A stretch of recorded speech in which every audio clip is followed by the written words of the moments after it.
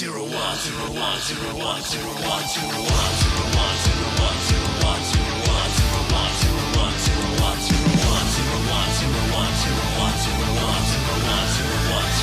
have been accessing all these vast archives. Hello, everyone, and welcome to a special podcast from Modular Media in the AF style. This is the Kamen Rider 01 Spoiler Podcast. I am your host, the Modular King of the Content Ring, the Vacuuminator, but I am not alone. I am joined this time by the incomparable Database Ranger. Greetings, Ranger fans. And How's everyone going? It's pretty good. It's pretty good. I'm good to be hearing from you again, buddy. It's been a little while. And joining us once again, making his first appearance alongside me. He's been on the channel, I completely forgot. It's my bad. But she is making her first appearance in a spoiler cast. This is Victory Buster. I don't have a catchphrase, so I'll steal Scott the Waz's. Hey all, Victory here. There we go. Oh my goodness. Again, I apologize for screwing up your pronouns. I'm just used to saying he when I'm introing people. It's fine. It's fairly recent, so of course people are gonna screw them up. And hey, it's slightly topical because there is a non-binary character in the show we're talking about today, but we'll get to them later. For now, I'm actually gonna go down the line here, and we're each gonna give our spoiler-free thoughts on 01, as well as like a 1 out of 10 rating of the show. So anybody who's tuning into this without having already seen 01, although this is called a spoiler podcast, so I don't know why you would do that, but whatever. You can get an idea of if it's something you want to watch, and then you can come back and listen to the rest later. So I will just say that I immensely enjoyed this show. I thought the premise and setting were great. I liked the designs and the action. The characters were all pretty strong, in my opinion. There were some points where the show really stalled out as far as how certain arcs were going, but it didn't drag down the whole for me. So I would say the show is a 9 out of 10 for me, but that's just me. Jake, what do you think of 01 really quick? I enjoyed it overall. I thought that it had some interesting ideas, some interesting designs, some interesting concepts. I felt like the pacing at times was a little rough. Particularly, I thought that some of the early stuff felt a little rushed in terms of building up various events as they transpired, then kind of slowed back down again in the middle. Then, obviously, the last portion of it had to be a bit rushed due to all the constrictions on filming. We don't fear demonetization. You can say COVID-19. Yeah, I know. So,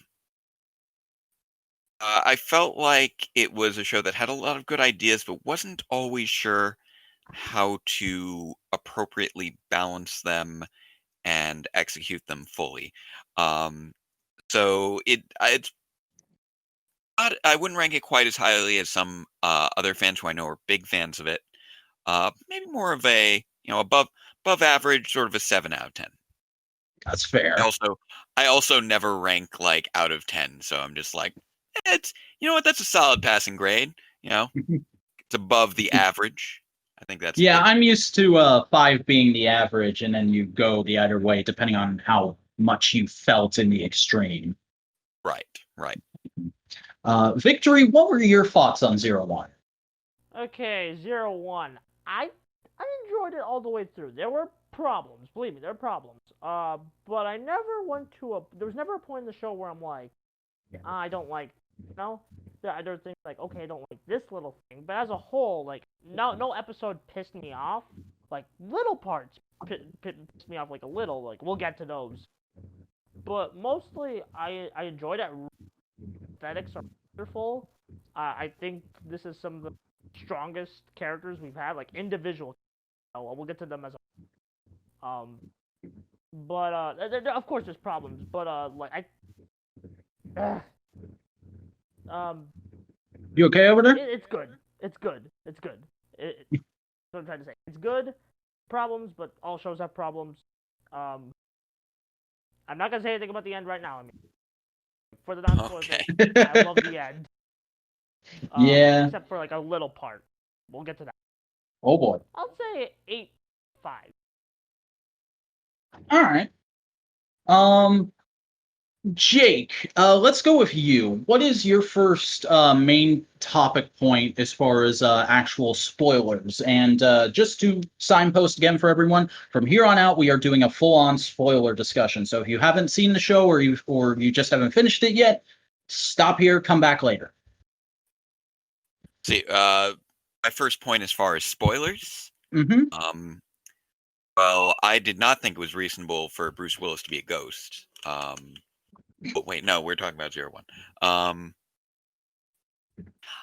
I did like how the main villain of the arc stopped being so much of a singular character and more of a concept during the last arc of the series. The post-arc arc. So Arc with a C, arc with a K. So then we've got arc. We've got geometric. We had some architectural structures. We can get some more arcs in here, but the main thing was the idea that this was all born out of ill will and malice and hatred. And at first, it was just this one AI that represented that, and then the show grew past that into it being battling internal malice and hatred. And I thought that was a nice turn as far as for the show to take, and an unexpected one as well. Again, could have probably been explored a little bit more, but considering the circumstances with them losing about 4 episodes off the end there, I did like how they jumped into that during the tail end of the series. Yeah, that was kind of one of my favorite aspects of the ending, that we kind of eschewed the because this is the first writer of a new era, even though it is kind of an arbitrary new era for Toei. They're just going with what the Japanese calendar system is. They kind of eschewed a big thing that had been a sticking point of a lot of the last few Heisei shows, of the show has to end in a big bad who is kind of a sole representation of the theme that we're fighting against. That person has to get rider kicked and blow up, and our characters have to live happily ever after. This kind of eschewed that very quickly and went, no, it's about our characters dealing with those feelings within themselves. And that's been done in writer shows before, but usually it's during the final form arc. It's not during the end of the show arc. So I kind of loved that. Yeah, the arc 1 stuff, when spoilers, when Arto becomes arc 1, I thought that stuff was phenomenal. It I feel like it came out of nowhere, but it's not like, oh, I can see this happening because of how the show was going. And the crazy thing about it is they apparently did not plan that. Like according to some translations, the entire thing of Arto being 1 was entirely like improvised. Just like, oh, we don't have a plan. We want like 01 to fight Hirobi because of Seiji Takaiwa, the old suit actor for Heisei, being, they want to kind of as a passing of the torch the final battle. But like they didn't know how to get there, so why don't we just make Naruto the arc? That's pretty cool to hear that wasn't planned. I mean, Yeah, I know certain things were sort of last minute changes, or let's try this, but wow, that whole kind of incredible character turn that pissed a lot of people off when it was first revealed. I love that was a spur of the moment decision, because there's things like that all over the final arc from what I hear. especially the last scene of the show where Aruto is reteaching Izu how to do his catchphrase.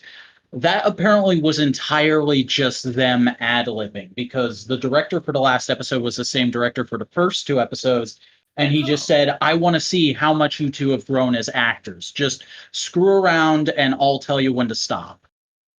That's cute. I like that. Yeah, actually, that makes that moment a bit more wholesome.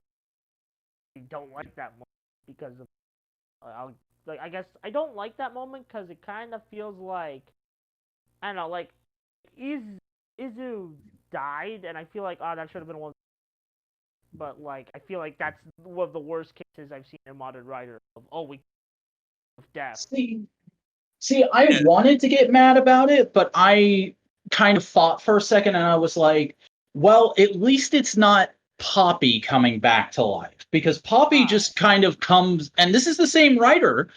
Poppy comes back to life, and it's like nothing happened. She's just like, yeah, I'm here.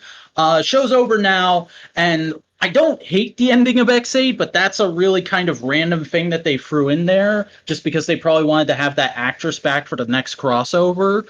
But here, Izu is back, but she's not back. It's not really the same person. She's just got all the same algorithms in her, and she's going to have to relearn everything she had learned throughout the course of the show.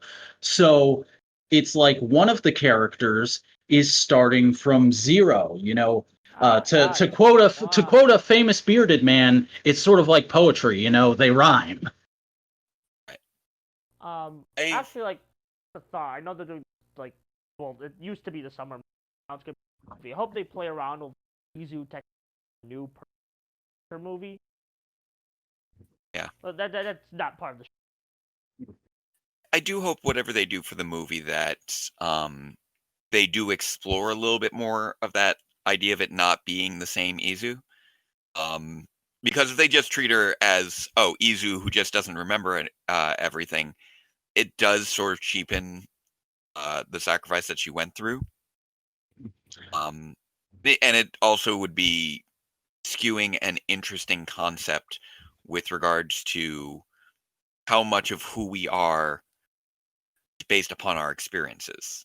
Like, is it still actually the same person, and will she still be the same person without what she went through before? Mm-hmm. And I think that's an interesting concept to explore through the lens of Zero One's, AI theme. Mm-hmm. But obviously there wasn't enough time to explore it at the end of the series, so it would be nice if they explored that in the movie.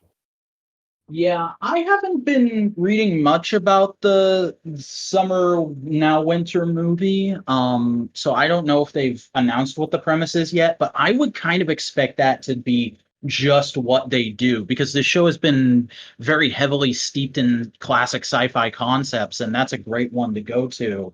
And also, people have kind of been begging throughout the entire show's run for Kamen Rider Izu to be a thing, and I would kind of think that this new status quo is how you get there. Oh yeah, actually, like I was saying, like, hey, like we already know one of the movie writers from I'm calling it a post-credits with Eden, but like it would be cool if we had another. Real quick before we go back into another element of the show, have either of you seen the Geo crossover movie? Yes, Reiwa the First Generation. Yep, we did the live reactions with that. MJ and I. Oh, I completely forgot. I need to listen to that now. I just watched it this week in preparation for this podcast, and I absolutely love that movie. That's the most I've enjoyed a writer crossover since Dr. Pac-Man, because it's basically just Kamen Rider Terminator, and like that's like peanut butter and chocolate to me, man. It's got strong concept that ties in well with the themes of the two seasons, which you rarely get. Yeah. I still feel like Heisei Final is my favorite crossover movie, but this is like in top 5. I still need to see Heisei Final Day. I'm so behind on Geo. I still haven't seen Dr. Pac-Man. Oh, dude, you gotta as soon as you get some time. He says to the guy who almost never has some time. Yeah. Heisei Final was the Build and X8 crossover, right? It was X8 and Ghost. What? No, that was. No, that was Pac-Man. Oh, I'm sorry. I thought you were talking about Pac-Man. Yeah. Heisei Final was Build and X8, and then Heisei Forever was Build and Geo. Yes. And I just subconsciously gave Build top billing in both those. So. Well, he kind of deserves it. Let's be honest. Build is so good. It is. Build is so very good. It really is the standard by which I measure pretty much every other series. This is completely off topic now, but I'll just say that, like, to me, Build is a perfect show marred only by a really generic soundtrack. Oh, dang it. Yeah, you're right. Oh, can we actually talk about Zero One's OST? Yes, this soundtrack is so freaking good for 01. I'm kind of pissed we didn't do this in October when the soundtrack would have been out, like the full soundtrack, so we could have listened of them, because like the bits we hear in the show, it's so good. Like Find a New Life, the one they played of 02, it's Chain. I think it's like Make Up Your Mind or something like that. Oh no, they changed the title. That was like. I see. I never actually remember any of the individual songs, and so I feel a little bit bad about that because people talk about the original soundtracks of so many Toku shows for comparison, and that's just not one of the things that my mind tends to fix on. So I would be hard pressed to name any of the songs, unfortunately, outside of Realize being a solid theme. Oh yeah. I think it's a testament to just how good Realize is that it's had like 4 or 5 YouTube covers, and up until now there's been like one person doing Kamen Rider covers on YouTube. I think there was like a couple, and like heck, even got like a guy.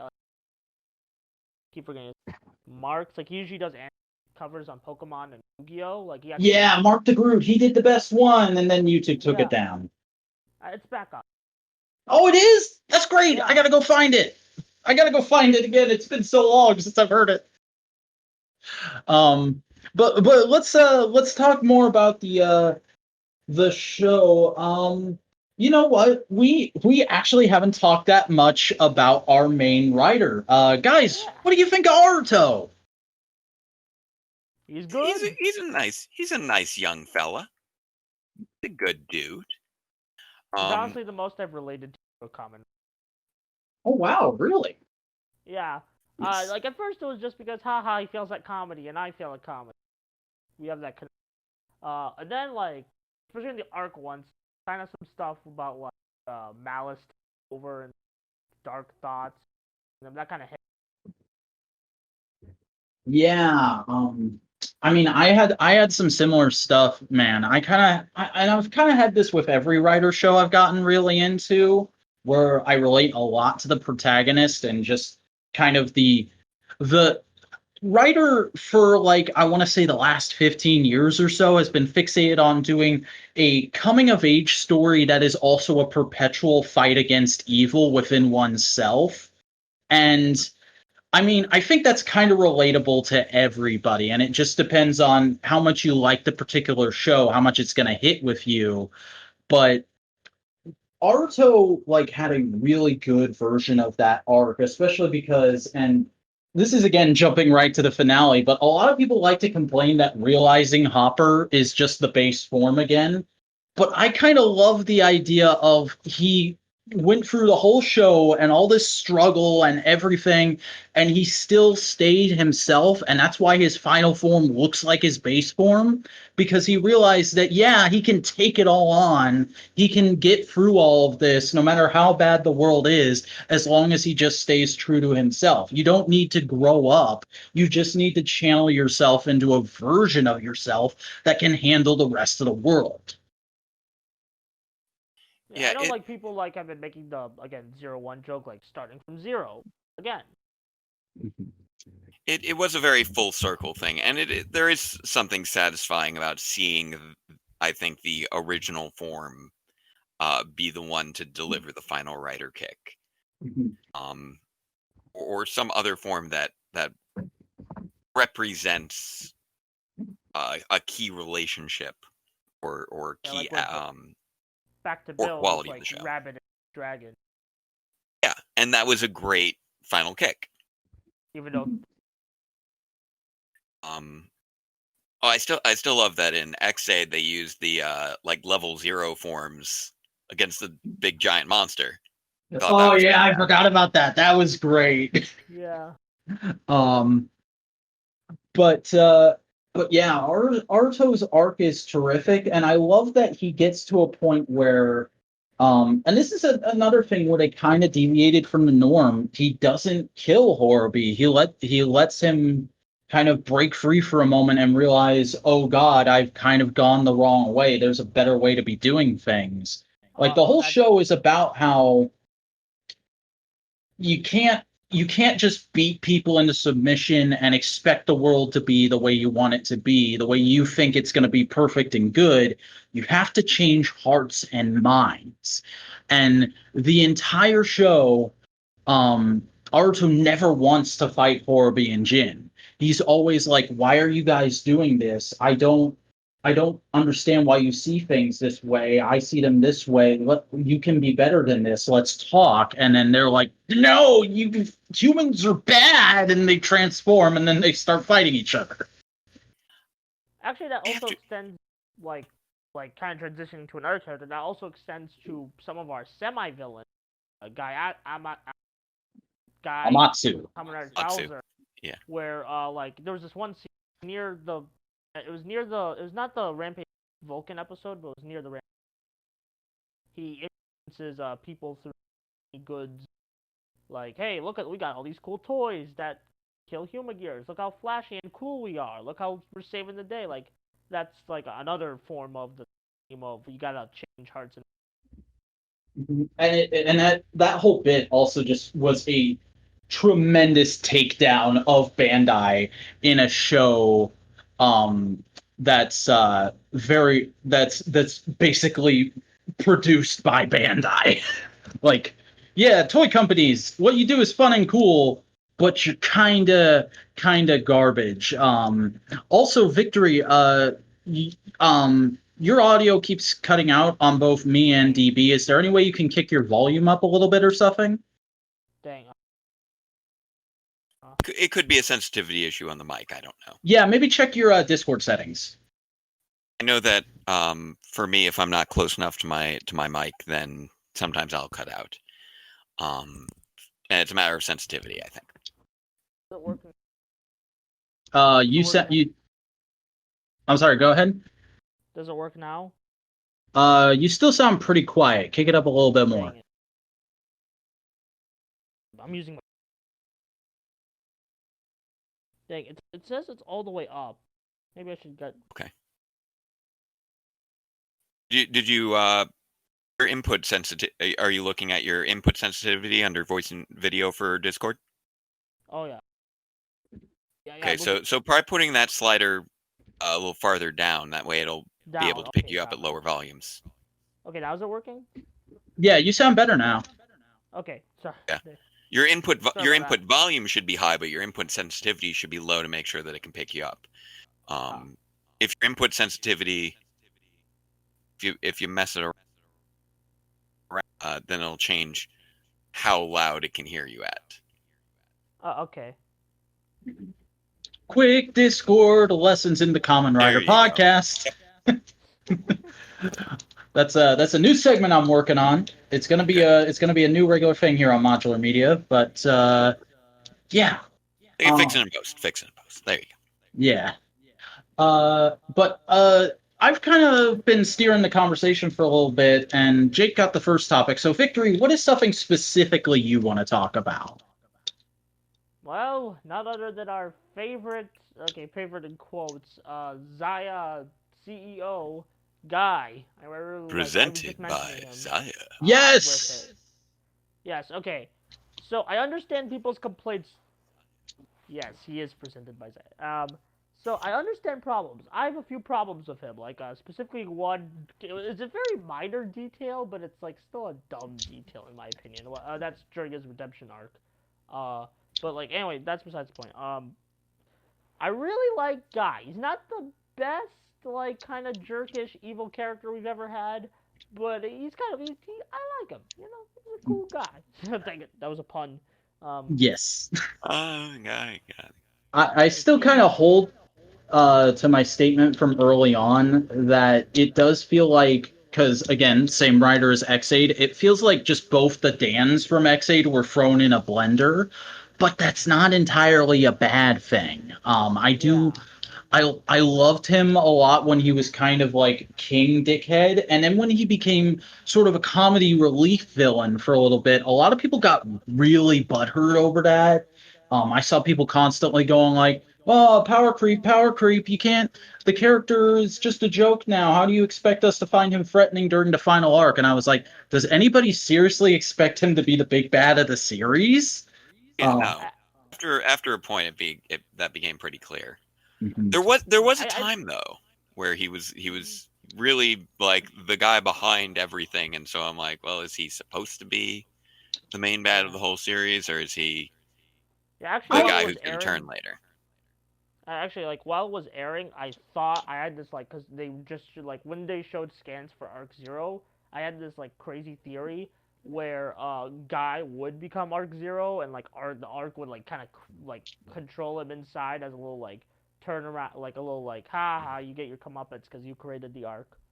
I thought it might be something like that. Like, I thought it was going to be a mad scientist kind of thing where he created this thing to take out Aruto, but he didn't realize that it was way too powerful for even him to control. And now everybody's got to team up to save the world. And it ended up kind of being that, but also not. Yeah.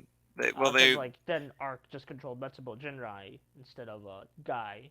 Which, Yeah. honestly, I do think that would have been interesting. Again, like, oh, sorry, like, as I was saying, yeah. I still kind of wish they did that, but, like, yeah, what we got was fine. Another thing about Guy, I kind of, like, there was this moment, like in the, like, late 20s, early 30s, where they just keep beating him up, and I'm like, he really needed, like, a power-up. Like, this is the only time I'm asking Bandai for extra toys.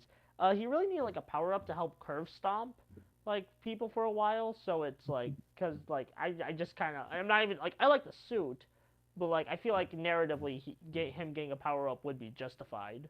That's actually a great point, because it's kind of strange that he never got an alternate form at any point. Yeah, one of my biggest complaints with the series overall is, like, yes, there are more than enough toys in this show, but I don't feel like the distribution of powers was as good as it should have been. Like, I understand not every writer can have 10 forms. That's kind of the main writer's thing. But I really felt like uh oh God, I completely forgot. No, there it is. Valkyrie needed at least one more form, and Guy needed at least one more form. Because that's very fair. When you're in like the 40s and Valkyrie is still using Lightning Hornet as like her big, oh, I'm mad now, I'm gonna take you down now, it's almost laughable.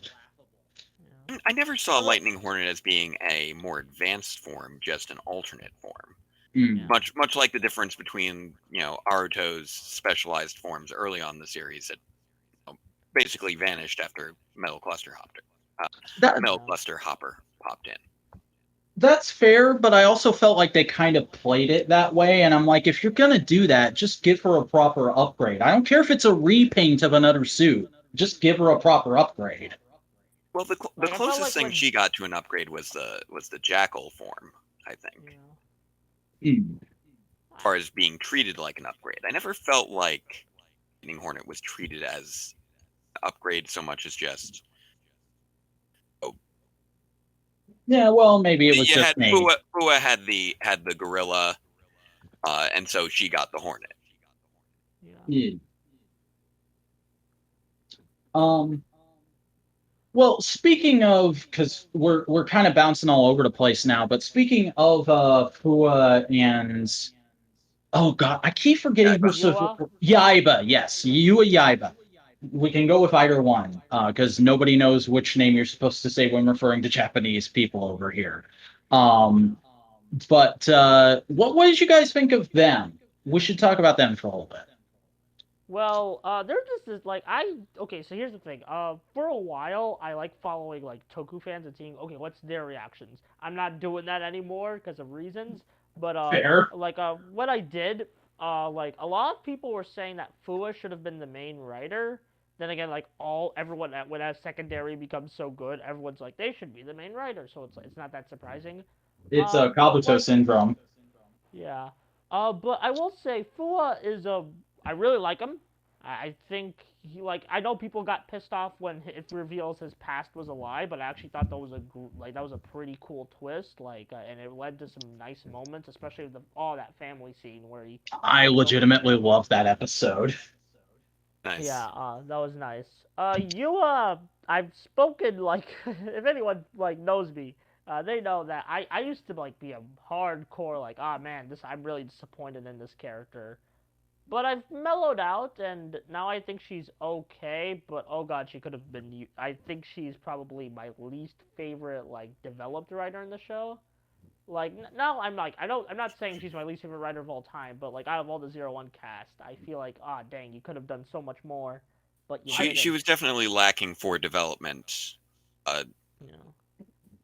and she was lacking for screen time as well compared to the other writers, but even for the screen time she got, I felt like she was lacking in some proper development, despite having some rather interesting aspects to her character.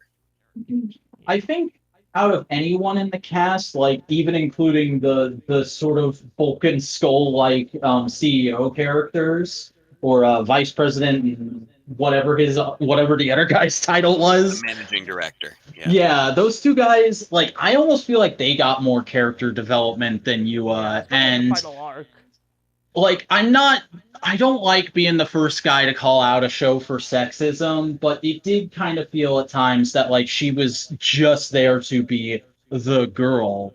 And then when they would actually focus on her, I was like, but no, she's actually one of the more interesting characters. Can I hear more about her? Like, how did she get to this point where she's basically Fowler's indentured servant? How We did this we happen? we barely touched on, what the deal was with her loyalty to Thouser.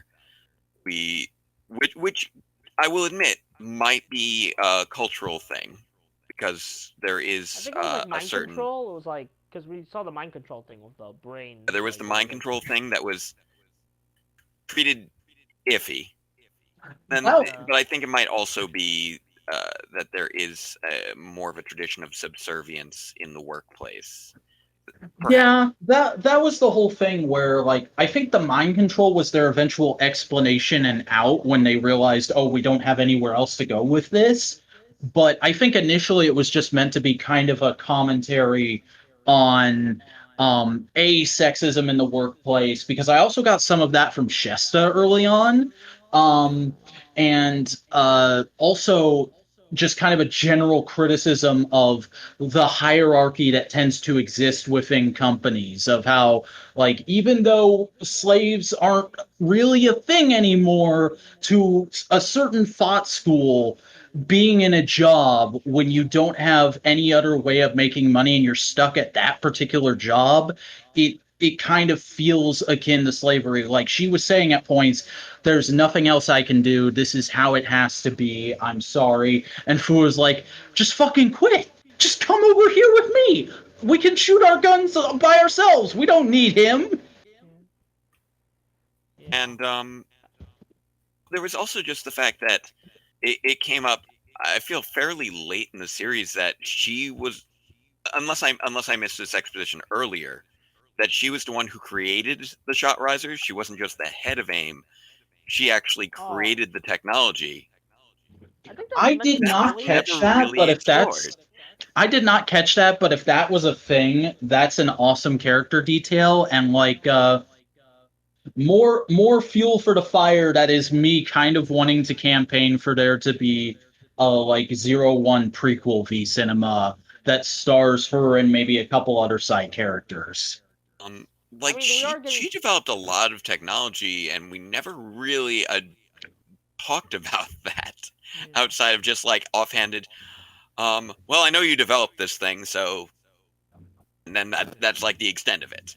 Oh dear. treating it like we already knew. Oh, and Vac, about the prequel thing, Project Thouser, I don't think that's complete yet, but Project Thouser, that's like the DVD miniseries, like with the Necrom and... Oh yeah, I forgot about that. I hope that's good because the last time I really enjoyed one of those kind of things was when they did it for Taiga in Zero One or in Xaid. I'm just getting them all mixed up now. But All over the place. but Like Snipe Episode 0. yeah, that was a great miniseries. So I kind of hope that they're able to pull something like that off here, especially because we didn't get into it before we jumped over to Fua and Yaiba, but Fowzer's backstory is like some of the most compelling shit I've seen in a writer show in a long time. Like when they show his dad and he's like, 100% isn't good enough. You need to have 1,000%. It's like, oh my god, they took the stereotype of the demanding Asian parent to its furthest extreme, and it makes me feel so bad for this kid. Yeah, Exactly. I do like there was just another discussion that I was having with a few people, but I don't think like a sympathetic backstory equals like redemption, and the thing is they didn't even redeem Guy technically, but like that's like because everyone still hates his guts. They're just like, fine, I'll just work with this guy. It's one of those, I'm sorry, I want to try and be better, and everybody goes, I want to forgive you, but I don't have time to even consider that because the world's about to blow up. Redemptions. Yeah. Yeah, I'm trying to figure out whether or not because I don't remember clearly. I think she may have even been the one who developed the Metal Cluster Hopper progress key. Oh wow. For Thouser. Like she was doing a lot. She may have even been a major part of the Thouser project. But I'd have to double check. I'm not sure where I'd double check that. Well then, I kind of hope this is like dumb fantasy booking, but like something I would love to see in the summer now winter movie, and yes, that's what I'll always refer to it as now. I would love it if like a subplot is just comedy relief at the Fowler division of her now being his boss. That would be great. Oh, yeah, that would be great. Yeah, Thouser, he was responsible for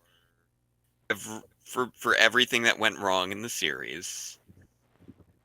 And I will admit, I don't think that he really got a proper comeuppance for that.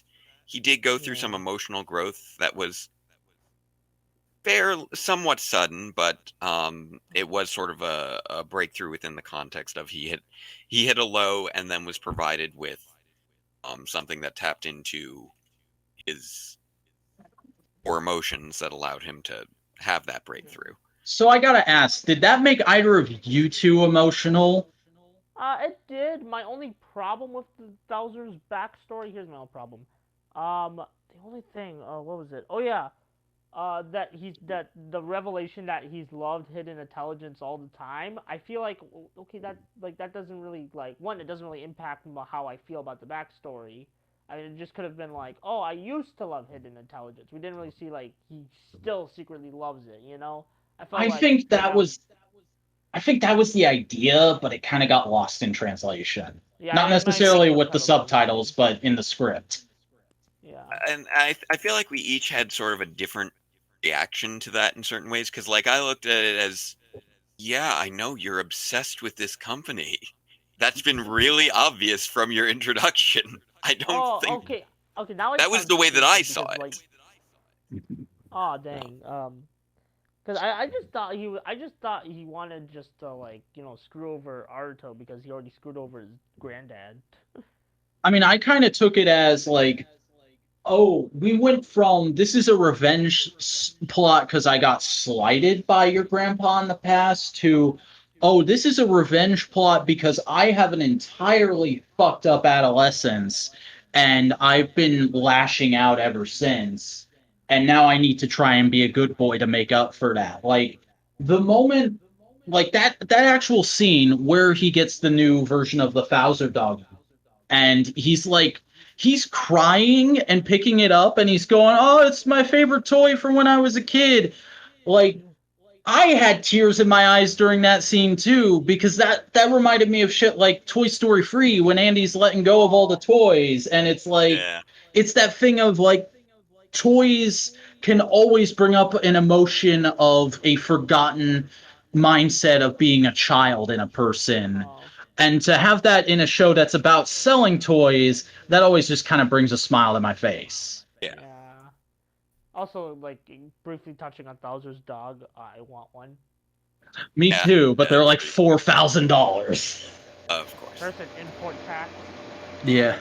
But I did, I felt throughout the series that Bowser's motivation wasn't rooted so much in revenge as it was in overcompensation. I mean, his catchphrase is 1000%. He is Yeah. obviously compensating for things all throughout. And I think the dog kind of tapped into a memory in his life of not needing that and being happier not needing that. And I think that was one of the core things with all that. And there's a lot you can read into it. Also, I just realized because you brought that up, he is probably literally having a midlife crisis because he's in his early 40s and he keeps saying he's 20. Dang. Very true. And Actually, that's like- also something we don't really explore all that much.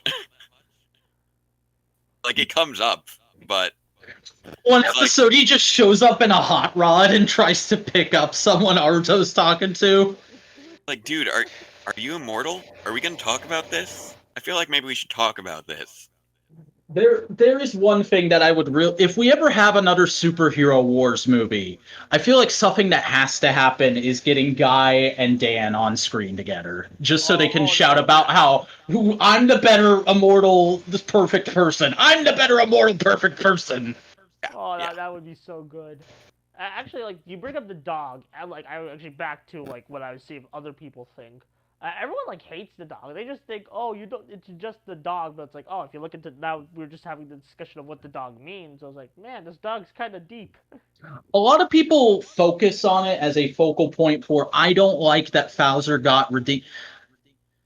I'm gonna get on a soapbox here. You know what? I'm just gonna do it. Tokusatsu fans, and I'm speaking generally here, so if this isn't how you feel, I don't mean to offend you, but generally I observe that Toku fans have this tendency to fixate on a character who comes in as a villain and just expect them to be a badass villain the whole time. Like this kind of happened a little bit in Juoja with Juo the World of he went from being basically green with evil levels of power threats to oh, he's the goofy comedy relief character who's trying to build up confidence in order to get back to that place. And a lot of people were like, I kind of just wanted him to be a villain the whole time. And I'm like, that I get that, but that probably would have gotten very tired very quickly. And I feel the same way about Bowser here, where it's like, yeah, it was cool when he debuted and he was this huge threat, but I enjoyed the like slow flow of he's a huge threat, then he's less and less of a threat, then he's basically a comedy relief villain getting punched out by Yaiba at the end of one episode, which was so cathartic. And then like we slowly build back up until we have way less episodes than we thought we were gonna have. We have to ram right into he's a good guy now. Actually, that wasn't part of the like they filmed it after COVID, not after COVID, but like during COVID. But like, they actually wrote that was the last episodes. That was the redemption. That was the last episodes they wrote. Right, yeah, those were Oh, written. Those were already written before. It was basically see, because I heard people blaming that on the pandemic. No, that's just the way they wrote I it. need to double check that thread. I know what you're talking about, that Twitter thread, right? Tom Constantine's thread. Yeah, that was it. Yeah, I remember reading all that, and yeah, they had made it up through everything that was released before the break, obviously, but then the next couple episodes after the break had been written. It wasn't until the later episodes they had to start writing around. Yeah, it wasn't until like the 02 was the. That's interesting because it feels like such a bottle form debut. or a bottle episode debut. I'm sorry. And that kind of makes sense given that they probably had like an extra 4 or 5 weeks to think about how they were going to do it. So they probably like got it as jam packed and cut down to exactly what they wanted to be, which you don't usually get to with a show like Kamen Rider because you have to produce a script every week. Yeah. Actually, speaking of 02, can we briefly talk about the final form? I know we're not Mets Bulletin right now yet, but like, can we briefly? You know talk what? about Let's 02? let's take a minute and let's just talk about suits in general. What do you guys think about certain suits and how they work thematically? I'll let Jake start. Oh, okay. With regards to the suits, I was not someone who was super blown away by the overall suit aesthetic. I thought there were some very nice evolutions of the various suits. I liked the modular aspect of the 01 suit initially, that unfortunately was done away with. I liked the arc suits, the arc evolution suits towards the end, because I thought those were a nice blending. The base 01 suit always felt a little sort of a strange kind of bulky. It's not like, the kind of heavily armored bulky that we tend to see with something like, obviously Gaim is a samurai. And I think this is almost intentional with the show or with its design aesthetic. Zero One kind of reminds me of MCU Iron Man, where they're trying to make it look as form fitting as possible, especially early on.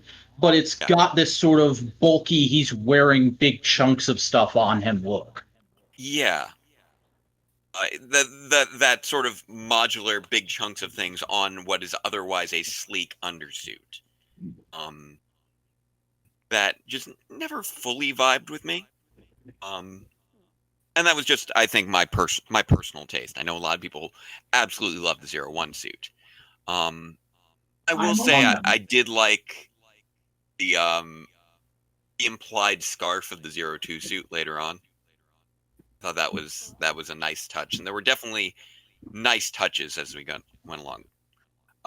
Metal Cluster Hopper is a good example of one where I really liked concepts with the suit more so than the suit itself. Metal Cluster Hopper took a while to grow on. Like, it basically did not grow on me until just before it was done being the newest thing. Um, Initially, I hated it, but now I've kind of come to terms with, like, okay, I get what they were doing, and I kind of like it, but also it's not like the what would be the go-to upgrade for me. I still am in love with Shining Hopper. I love how it's just like flaring up the grasshopper aesthetics just a little bit more, and that catchphrase that comes out of the driver after he transforms of "When I shine, darkness fades." Every time I hear that driver say that, I just initially go like, "Yeah, Kamen Rider." I'll agree. I think that was a little bit more on point aesthetically than Metal Cluster Hopper was. Although I actually was a little bit the other way around with Metal Cluster. In that I liked it better early on when it had that amorphous quality, and then it lost that quality over time. It was utilized yet less and less, and the suit on its own just didn't hold up, I think, as well without that swarm of locusts ability. It was a really cool ability. Also, go ahead, Victory. Go ahead. Okay, so talking about more about the thematics of the suit, I thought like Metal Cluster and I thought like all like the main 01 forms, like how they fit thematically, that was great. Except for Assault Hopper, kind of just felt like, hey, let's throw it in, and I don't mind because I really like Assault Shining Hopper. I keep forgetting about Soul Hopper. Just thinking about it, I'm like, he did not use that very much, did he? Yeah, he used it like in a couple. The Metal Cluster was right around the corner by the time it debuted. It was really just used to be like, hey, here's a new form to end this arc. It is weird because it was like the one time the show acknowledged that the toys could be used in both drivers. Because you can take any Progrise key and put it in the Shot Riser or the Zero One driver, and it'll still work as a transformation. I'm saying this because I'm the only one who has the toys. But they never show like I would have loved for one fight scene Aruto uses rushing cheetah. That would have been awesome. Oh Yeah, yeah. if they could And have used a little bit more of that mix and match, that would have been great.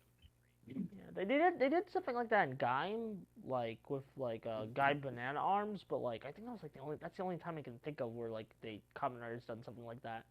Yeah. I do always like whenever they can use the gimmicks to get creative with the suits. You know, as for the 01 suits themselves, I don't like Metal Cluster has my favorite arc, but it has my least favorite suit out of all the suits. Shining and Assault Shining was great. 02, I actually like. I need that was one of the suits I need to see like a full like in motion before I could like get a critique on it, and it's probably one of the cleanest final forms out there. It's literally because there's not much on it. And I do like the base 01 suit as kind of a starting point for like this new era of Kamen Rider. Yeah. And I think like AIM suits, really outside of Vulcan, like I really didn't get much into Yua's suits, but like Fua's like Vulcan suits, especially like his last two, Rampage and Japanese, the one where he borrowed Naki's key. I like those a lot. Although slight nitpick about the opening, they kept like they never used Rampage Vulcan in the opening. They just kept using Assault Vulcan, and it drove me nuts. Yeah, I always wish Ryder would update its intros more than it does, but I get that that's like a whole production constraint, even in a normal year. This year they were like locked down. Yeah, they had some problems getting around all that this year. It was a challenging year for everybody. Yeah.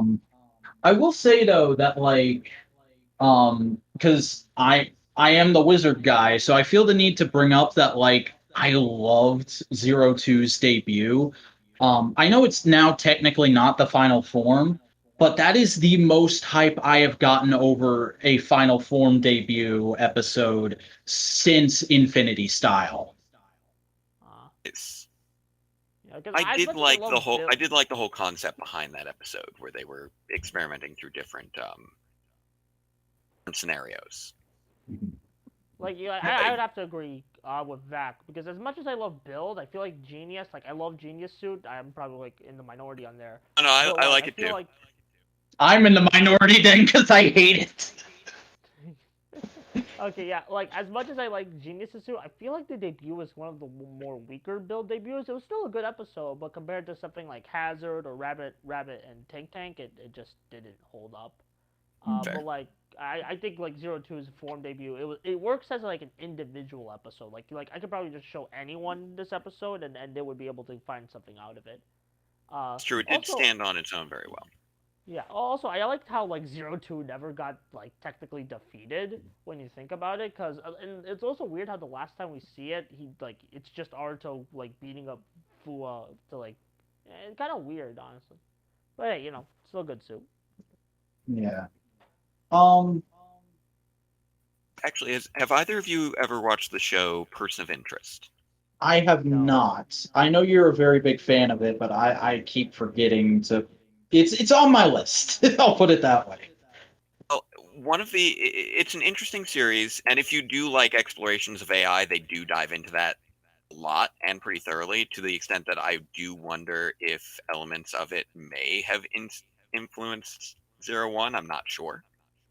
I don't know what the creators have seen, but that episode that introduced 02 is very similar to I want to say season 4 episode of Person of Interest, where you get to see they're in a situation where they're unlikely to succeed, and we see everything go south, then it goes back, and then we see everything go south again, and it goes back, and it's just like running simulation, and trying to find which combination works right for them.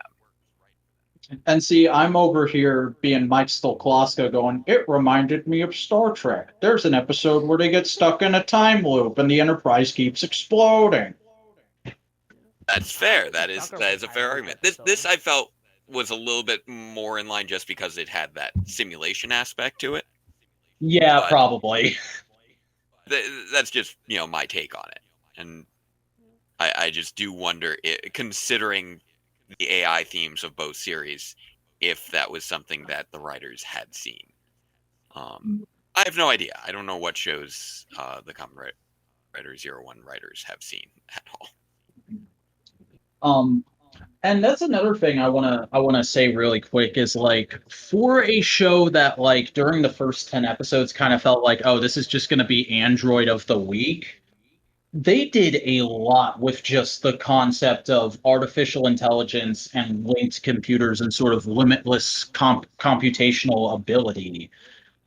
They played around with that idea so much that it it felt really fresh to me, even though I've seen it in a bunch of other things. Like probably one of my favorite anime is Ghost in the Shell Standalone Complex, and this is gonna make people mad, but I feel like this show did a little bit more with that concept than Ghost in the Shell has. Okay. Ooh, that's a hot take. Mhm. Oh, by the way, I found the name of that person of interest episode. It was If Then Else, which of course it is. Well, it's all if then scenarios. Yeah. One really funny bit that they do at one point is machine running the simulations is starting to run low on processing power, so it's not being as thorough in its simulations. So instead of the characters actually saying their lines, they just describe the sort of lines they would say. It's like expression of disgust, pithy remark. It's a great episode.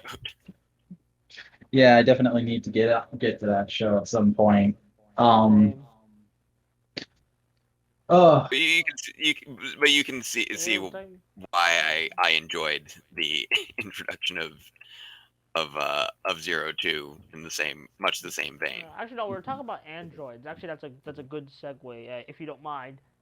We haven't talked about Metsubo Jinrai that much. yes, I was just gonna say it too. So I don't know where to start because there's four members and they each kind of have their own arc, but less development going down the line. Yeah, We'll start with Raiden since Ikazuki. I can never pronounce his Ikazuchi name. was He was Yeah, okay. he's definitely someone I wanted more from because he felt like he had things to say, but he was only being put in scenes where it was like, well, we don't want any of the other members of Metsubo Jinrai doing this, so we're gonna have him do it so he has something to do. Yeah. it was Also, interesting how he was handled, especially considering that the development of his progress key was really handled mostly through the Little Assassin arc. I love Little Assassin. Okay, like I'm soapbox here. I'm forever pissed that we never saw like I know we saw Little Assassin for a bit, but like in this like he got revived as something else. But I'm kind of pissed he didn't he didn't get the Ikazuki key. I'm pissed that he didn't become a writer or became a regular part of the main cast because his actor and his character arc was so good. But hey, it's better to probably leave it alone than spoil it possibly. It is interesting that the way that they largely handled it was this development went to Little Assassin or creating the for I guess refining the progress key for the Dodo armor for to create Kamen Rider Kazuchi, who then was premiered. That other character was premiered afterwards and was only in like 2 episodes, and then he was destroyed. So it was like we had all these episodes with the one character that's building up the power, and then like only 2 episodes with the character who actually gets the power, which was very Yeah, strange. He did, obviously he came back later, but it was still odd balance. it And kind that of sort of plays feels to the strange like, pacing of the show. yeah, it kind of feels like a twist for the sake of a twist, especially in the way that you put it there. And I almost feel like they probably had more plans for Ikazuchi and they just never got there. Because like there's that scene and I think it's the penultimate episode where he goes to Horobi and tries to get him to stop. He's like, "Hey man, stop, this is crazy. Jin wouldn't want this." And he's like, "You don't know what Jin would have wanted. You didn't know him like I did." Because that's what Horobi sounds like. And that scene really felt to me like they were supposed to have had some kind of rapport, and the show just never had time to establish it. Yeah, I and honestly it's like a little it's frustrating. Yeah. like Hirobi has like three character dynamics with like everyone. With Aruto, it's like this rivalry. With like Jin, it's like that father-son dynamic, either both abusive or loving. And then with everyone else, it's just I don't care. Yeah. Basically. That point with like when he first encountered Vulcan. Oh, that was pretty good.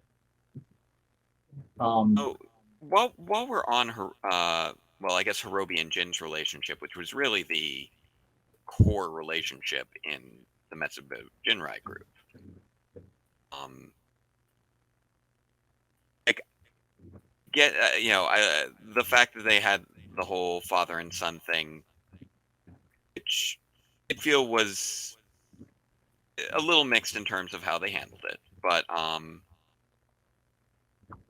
was that we never got to see the beginnings of that relationship. I would have really liked to see how that all got started.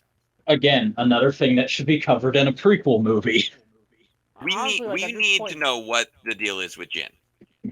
Was never. Honestly, at this point, like everything in 01 would be fixed if we got like a couple flashbacks or even entire flashback episodes. Yeah. Like imagine a whole episode about the Daybreak incident that shows like Horby first getting infected by the Ark and then setting up all those explosions, and then as stuff is starting to like collapse and go down, he runs across Jin, and Jin's just been activated for the first time, and he's like, "What's going on? My owner just ran away. I don't know what to do." And Horby just goes, "Come with me, young one."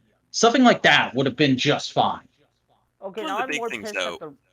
Dang, I'm sorry, I'm a bit pissed now because they teased that in the Reiwa movie and we never got to see it fully in the show. Oh yeah, because we got the some events that took place during Daybreak, but not the actual Daybreak event. Mm-hmm. Yeah. Kind of feels like Daybreak was dropped in the fight. I get it, like moving on, but like it kind of feels like that should have been more important when it just ended up not being more important. Well, it's weird because I keep bringing this up, but it's the same writer as X-Aid, and in X-Aid with Zero Day, it felt like he was kind of lambasting that trope and saying we need to move past this. And it's almost like he came back on board for this show, and they were like, "We need you to do another Zero Day plot," and he was like, "Fine, but I'm dropping it after episode 20."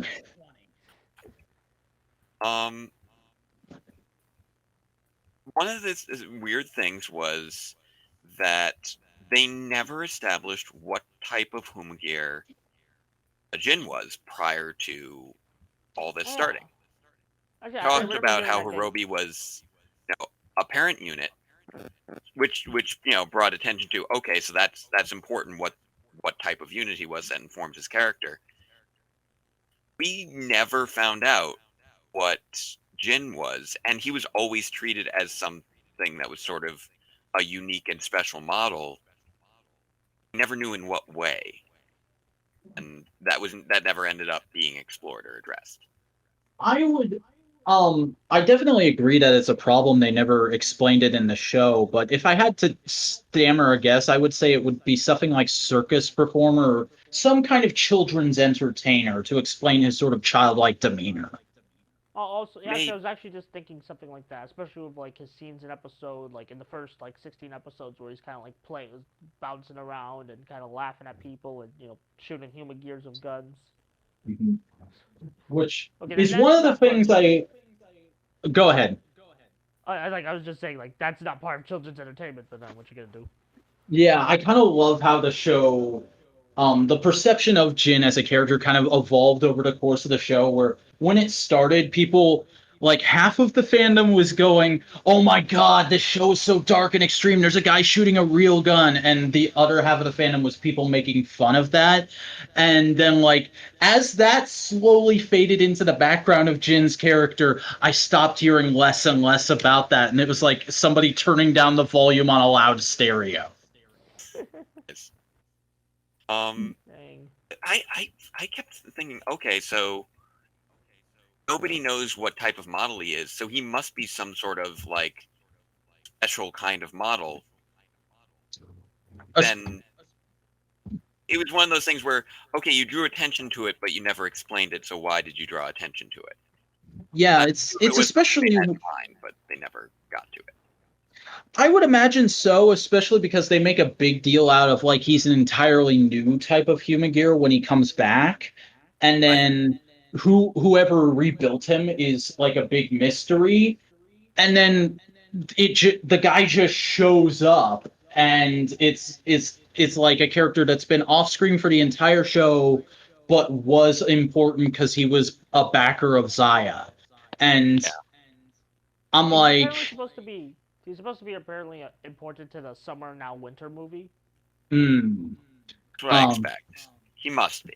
And I mean, like, that's fine. I understand Ryder doing that, but because this is something I theorized when Jin first came back, I almost would have preferred, and I mean, I theorized it in like, if they wanted to be really stupid, they could do this, is something I said. I would have preferred the ass pull of Aruto's grandpa never died. He's been alive this whole time trying to make things go right from behind the scenes, and he's the one who rebuilt Jin. I could see that. Yeah, I can see that. I'm glad they that would didn't. be very similar to sort of Build's whole "oh, my father's still alive" arc. Yeah. Oh yeah. Was probably one of the weakest parts of Build. Yeah. Oh. I mean, like, luckily it led into one of the best parts of Build, the final 4 episodes. Actually, like, it seems like weirdly a lot of Rider seasons they like peak in their final 4 episodes. Weird. Well, that's when the stakes are the highest, so that's not terribly I think surprising. because usually like sometimes with Rider I'm very conflicted on final arcs. Like either like Guy's final arc I found, like especially for episode 47. I will like side note. I will go to my grave. I will go down that Gaim 47 is worse than Double 49. I am so glad you are in the same camp as me with Gaim, because like until I met Boingo, I was the only person I knew who was like, Gaim is great until the final arc, and then it all just goes to crap. Yeah. See, I was still down for it for the final arc, actually. Yeah. And there's good elements. There's some good fights. Like I'll admit there's some really good fights, but like there's some thematic things that are just like,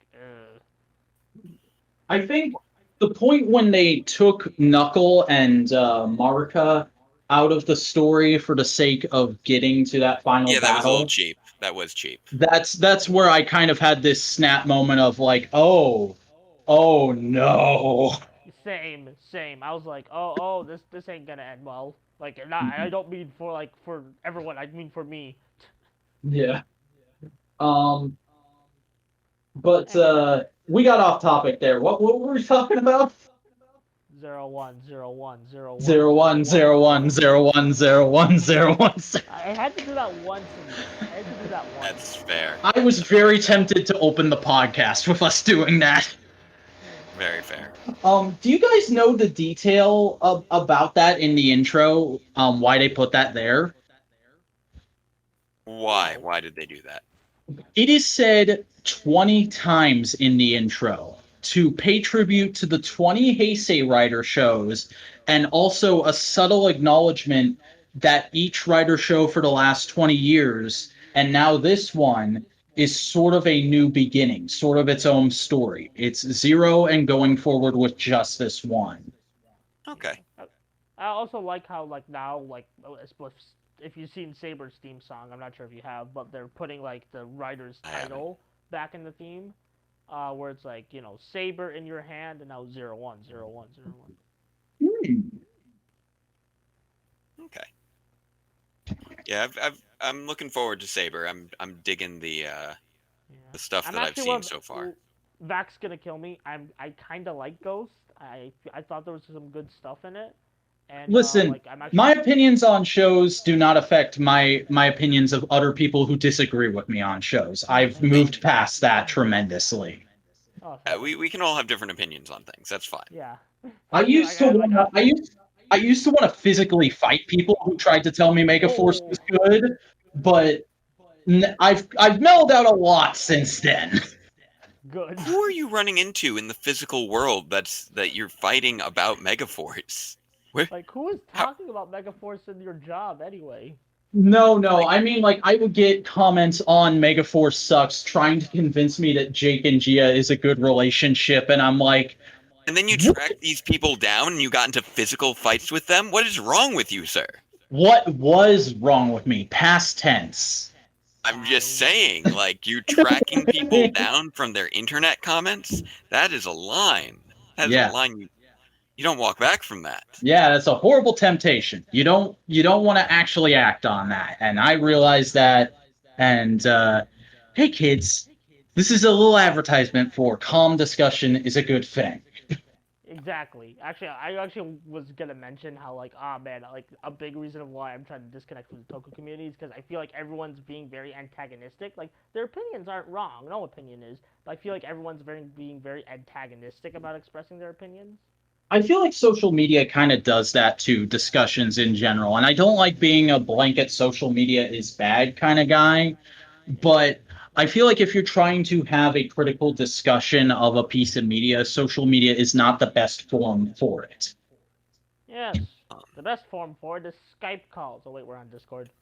I mean, I will often disagree with a number of people on things. Like, you know, I am still surprised by the amount of love that Kamen Rider Dragon Knight's gotten in more recent years. Because I remember watching it when it was coming out, and that was very rough. And then the Neo Saban era came along, and I'm like, you know what? I wonder how I would have felt about Dragon Knight if I had seen it alongside this as opposed to alongside RPM, and what my standards would have been like. And see, I watched Dragon Knight in a vacuum last year. I had seen the Haha, first few episodes vaccination. on YouTube. Yeah. I had seen the first few episodes before on YouTube, but I watched the whole thing in a vacuum last summer, and I thought it was fine. I didn't. I agree it had some weird points to it, but I didn't dislike it at Sandwich. all, and I didn't think it was great. I Sandwich think making I scene. think probably the thing that hurt Dragon Knight the most for me was that it aired the same year as Power Rangers RPM.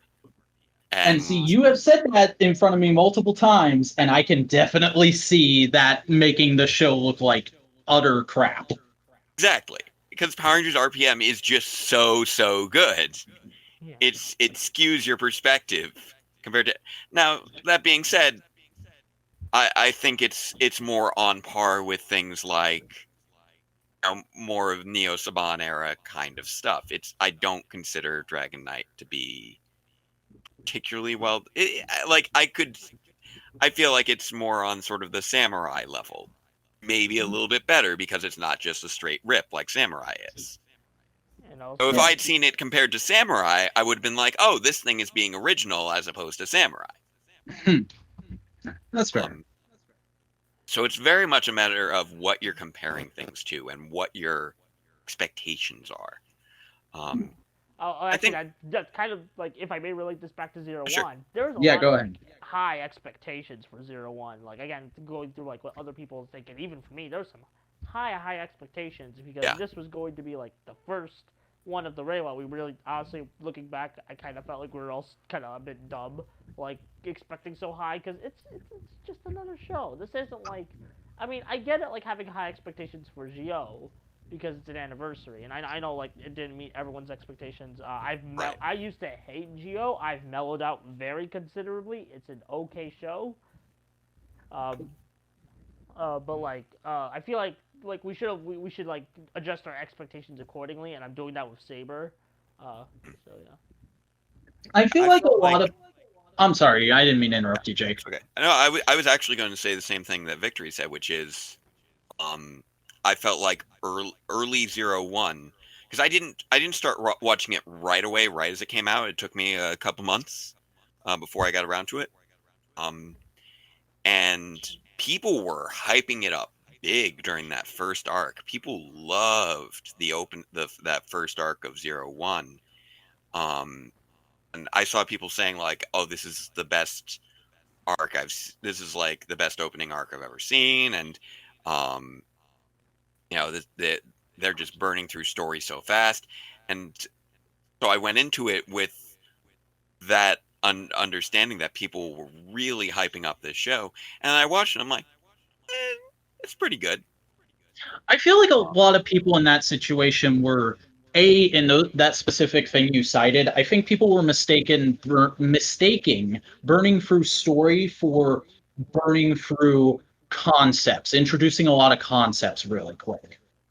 Yeah, because during the first, like, it's I will admit, once you get to uh right after the destruction of Ikuzuchi, all of a sudden it's like Endgame with Metsubo Jinrai. Yeah. Mhm. With like And the we are at Jin. and things have ramped up big time, major, oh, it looks like the city's being destroyed, all that. That's where I'm like, okay, we have reached, a big ramp up point, and I could see how people would say, oh, it feels like we're burning through story really fast because it feels like a final confrontation kind of scenario. And I Um, also I also just want to say, to walk it back for a second to initial impressions people were having. I think there was this kind of idea going through. I hate using the expression the fandom, but I already have in this yeah, podcast. yeah. There was this sort of idea going through the fandom of like, it's the first in a new era. It's going to be the new jumping on point. This has to be a good show so I can get my friend into Kamen Rider with it. And whenever there's a mentality with that going into something, whether it be with a show or with a new movie for a show or in a series or a soft reboot of a comic, I'm always kind of like, can we just let it be a story? Can we just see what the story is before we go, oh, I need to use this to get my friends into the thing? Because, like, X8 wasn't meant to be that. X8 was just this kind of goofy, out of nowhere. It's sort of a filler year before we have to do another thing we really want to do. So we're throwing concepts out there, and it ended up being great.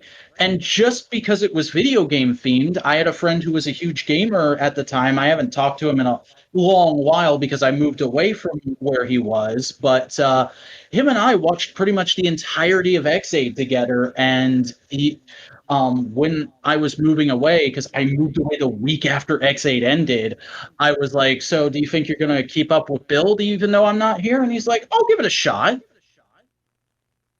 And then Build was well, X8 was a lot of fun. Then Build, I think, was even better. They were both really good. Actually, funny X8 was the story. first one I watched in full. Yes. Same. Actually, yeah. X8 was actually like I knew about Kamen Rider like because I remember watching a bunch of YouTube clips like, but like X8 was the first series I watched like while it was airing. I completed Drive first, but like while it was airing, X8 was my first one, and I remember that was a magical time because like I remember watching the first arc and like I had no idea about scans, so like when Maximum Mighty X came out, it was like the most hype moment ever, and I don't think I'll ever recapture that ever again. That's fair. Yeah, there's something to be said about not being involved with the news cycle for the thing you're into. With Yeah. with X8, one of the things that was, I think, something that helped was that it was so different in style from other seasons, and so you could go into it without expectations as a result, just because it had such a different aesthetic to it. And for me, that was it made it a very good jumping in point because I'd seen Dragon Knight, which I'd heard people describe as like, oh, this is like a solid Kamen Rider season in its own right. And I'm like, in my head, I'm like, okay, if this is what people enjoy from Kamen Rider, maybe Kamen Rider's not for me. And about a year after watching Dragon Knight, I tried watching the first handful of episodes of Kyuga, which I didn't get into. I've since gone back and finished Kyuga, but it was one of those things where I'm like, okay, Kyuga, I can see what you're doing. I can see that you're executing what your intended artistic pursuits well, but it just doesn't feel like it's for me. And then I watched X8, and it was the first one where I'm like, okay, I'm on board with what's going on right now. I'm having fun with this, and I'm engaged with the story, and I'm going through it. And that then it gave me sort of a good jumping in point, so that I then watched Build. Ate up Build. I just dove right into, and that gave me momentum to keep watching through the rest of the Phase 2 Heisei era. That was sort of my way into all that. And I'm glad that you brought Kuga up, honestly, because that is another thing to be said about perceptions of this show going into it that people had, because I think a lot of people saw first in a new era and they thought, oh, we're getting another Kuga. And there's a lot of people who absolutely love Kuga, and Kuga is a very unique Rider show, and a lot of people want more Rider to be like Kuga. So when X8 wasn't anything like Kuga, it was very much just a sort of... 01. Or, I'm sorry. I know, I was just talking about X8. We were talking about X8 a lot. Yeah, but 01 was nothing like Kuga at the start. It was very much just another Neo Heisei show, but with a slightly new flavor to it. I think a lot of people got mad. It was really interesting watching right after having completed Kuga. Because it was just such a difference. You could really see how much the show had changed in 20 years. Yeah. Watching one and then watching the other. So I'm kind of glad I did that.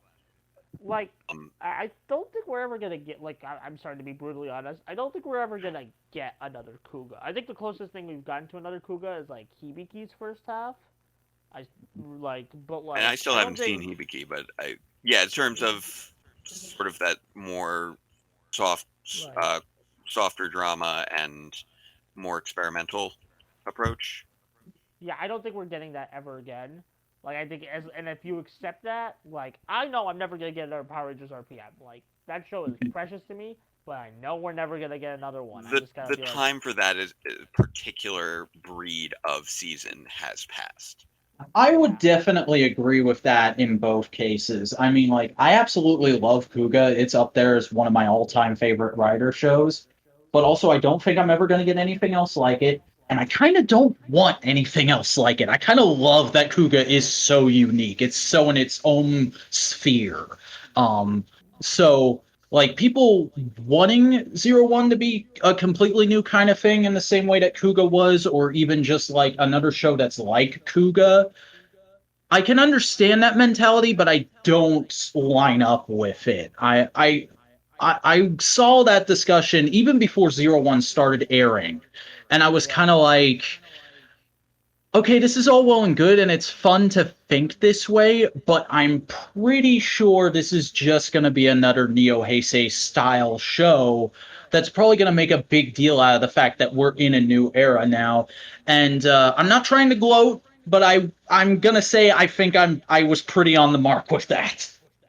One of the big things with 01, as far as the hype surrounding it and the early reactions to it, is it was always going to be impacted by Gio. It had the sort of double-edged sword of coming immediately after Gio, which had been a season that was entirely focused on legacy and eras and was very much focused on, the conclusion of the Heisei era. So there's no way that you could see 01 as being anything other than kicking off the Reiwa era. And there was also the fact that a lot of people got very frustrated with Gio due to its convoluted stories, et cetera, et cetera. And so as a result, I think there was a little bit, I think that's where the overhyping of the early Era 1 episodes came from. I think it's less that they were that great and more that they were a step up from what fans had been getting from Geo. Well, actually, you know what's the funny thing? I see people like now underhyping 01 now. It's the cycle. It's just like you can never please these people, and you know that's fine. There is sort of a cycle to tokusatsu fandom in general, I find, where and this is not just Kamen Rider. I say tokusatsu fandom in general because I see this with Kamen Rider fans. I see this with Super Sentai fans. I see this with Garo fans. And not as much, but I do see this with Ultraman fans, where people will get very hype over a show when it's starting, and then about 20 episodes in, they'll cool down for a little bit, and then another 10 or 15 episodes in, they'll start going like, oh, this is garbage. Can we just get to the next thing already? You get a lot of that, and I think it is something that exists outside of Toku fandom to an extent, but it's distinct to the Toku fandom because they have a different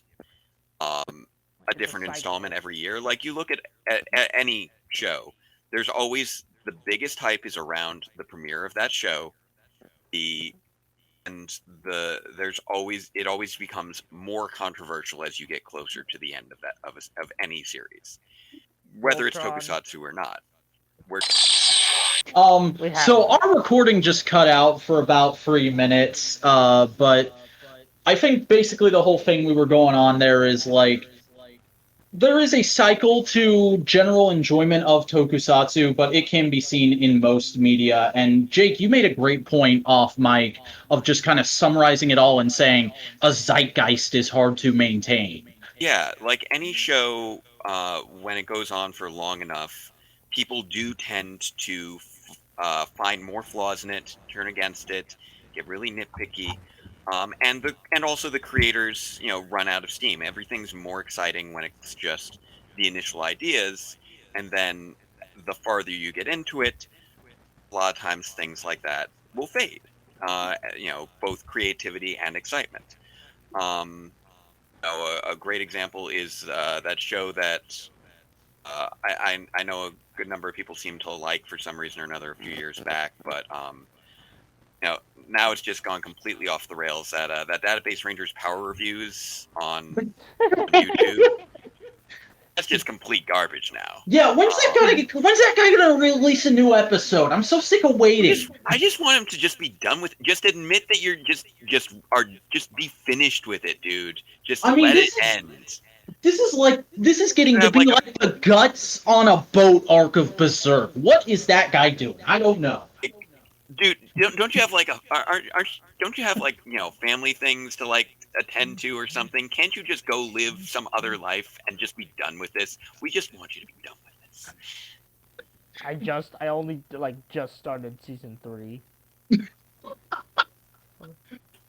And then the day after this podcast comes out, you just put up a video of you getting out of your bed and saying, "It was all a dream. I'm done. I have to go raise a child. Goodbye." Hey. Oh my god.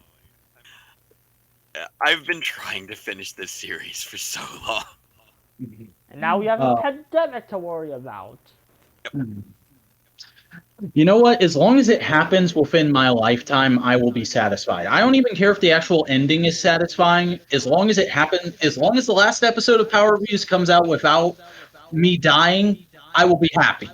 I'm there. Oh, you know what? If it's not looking like that's going to happen, just communicate with me. I'll let you know how it ends. All right. So if I get COVID next week, I'll shoot you a text. So here's the thing, though. Here's the thing. You need to be dying for me to give you the spoilers. So if you lie to me, one of us is going to have to make sure that it's the truth after. Oh my god. This is getting to be super dark humor, and I apologize in advance, but that's my make-a-wish, is I want to know the ending of Power Reviews. I could tell you, but then I'd have to kill you. Dang. But getting back on topic, we have kind of run the gambit, I think. But is there any other main talking points? Naki! Oh my God! How did we skip over them? Naki is one of the most fun firsts for the series out of this show because it's the first Yeah. non-binary writer, and there was so much speculation leading up to Naki's debut. Because I can remember reading like leaks and stuff of people being like, "Oh, you want to know about Fua's mind control thing? Well, look, this female actress just got cast, and blah blah blah blah blah." And I was like, "Oh, what's going on? What's going on?" And then finally, we get the reveal of Naki, and there's that little mini arc where Naki and Fua are basically Kamen Rider double, and that was wonderful. And then Naki got to be their own character for a little bit and have a have a bit of a sort of revenge debut against Bowser, and Yeah, that that was was cool. super fun. The only And then thing, unfortunately, Naki just kind of faded into the background for the most part with the series following that. yeah, I hope they Yeah. do something with them in the Summer Now Winter movie because, like, I liked everything they did with the character, with the exception of I thought the suit was pretty underwhelming, but I understand I love the where suit. really. I actually, Yeah. I actually agree on that front. I know that it wasn't super well received, but I felt like it was an interesting design that could have been explored more. I like the sort of almost a wind and blade themed aesthetic. Um, but it uh, didn't really get enough time to shine. I thought was really one of the big issues. It got introduced at the same time as the arc, and then all the attention went to the arc. Yeah. Yeah. And I kind of felt like I don't dislike the suit. I'll say that. I just felt like it was not as good as it could have been because I get the idea behind it, the whole windswept sword and wolf fur thing, but like it's all almost the exact same color, so it's kind of hard to get that until you stare at a still of it for a few minutes.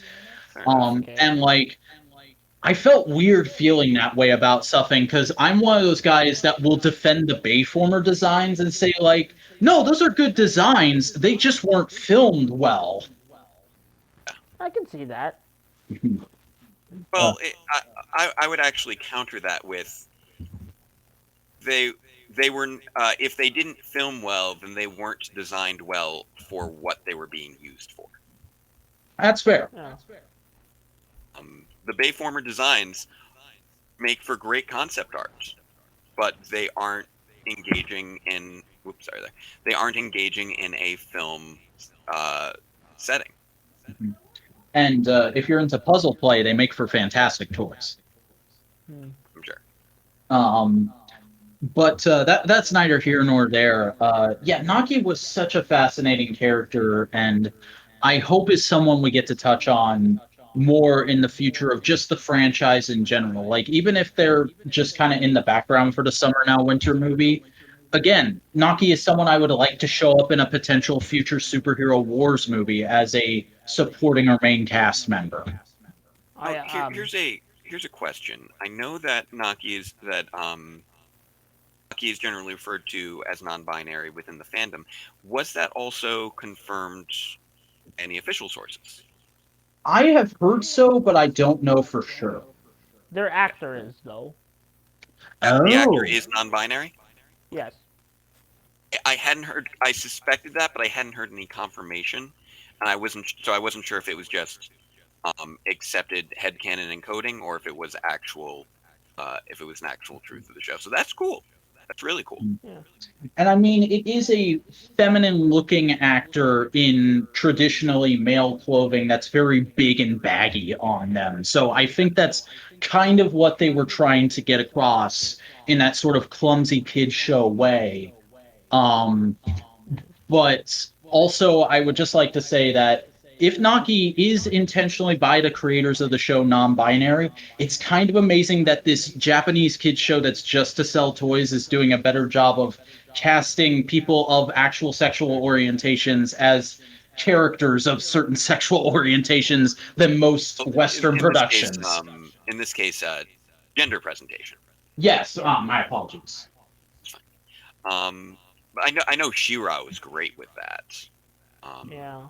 I still haven't looked into She-Ra at all, though I am interested Kind too. of big yikes. Maybe you want to cut back on that. I know the creator and a couple of the staff said some problematic things, but that's neither here or there in the show. So. Well, I'm also the person who, whenever I get the chance to, takes up for Netflix's 12 Forever, and the creator of the show of that show, who wasn't involved in anything beyond the pilot, is a huge collar yanker. Yeah. I actually was just yanking my collar when I said that. So. Okay. But I gotta give a lot of props to She-Ra for it went a number of places with without spoiling things. It went a number of places with representation that I have not seen other kids shows do. And I think it, at the very least, it deserves recognition for that. Yeah. No matter what you think of the show, it just because I know some people don't because that some. It's not even just the man babies. I'm talking about people who have legit gripes of it. I know some people they it still did some good cool stuff. Yeah. That's interesting, and I probably will look into Netflix She-Ra soon, just because there's a rumor going around, or at least I've seen a rumor going around, that the sort of main people behind that might be working on a Gem reboot, and I just watched all of the original Gem and loved it. So I would be very much down for a Gem reboot. Gem's been on my watch list since I watched B-Mask's video on it. So that's what got me to watch it too, because it was not on my radar at all. And then he was like, "Yeah, this is actually better than the original Transformers or G.I. Joe. It has an actual ending." And I was like, "What?" I mean, I remember Gem existing when I was young, but I never watched it.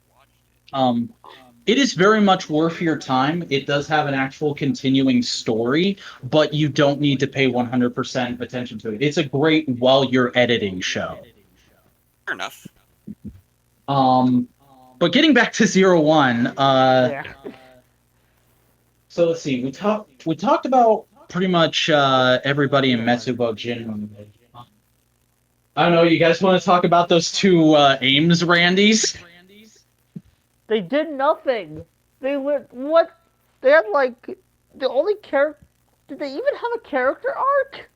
I think they were just meant to be representative of Ames as a group. It's just yes, they are. They say have enough funds for more people for a good chunk of the time. Mm-hmm. They say they're behind Yua because Ames is supposed to be behind Yua at this point in the story. Yeah.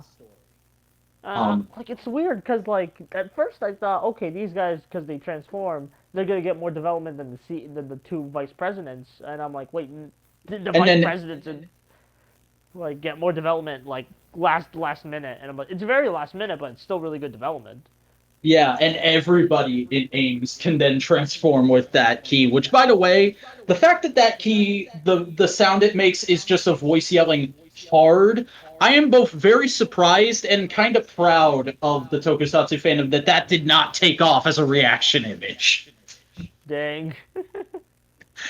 I think people made some jokes about it when they debuted, but that's it. It never became a meme like a Dan Kuroto or what other a Tachibana-san thing.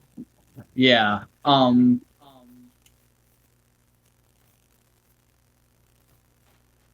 I think that's it.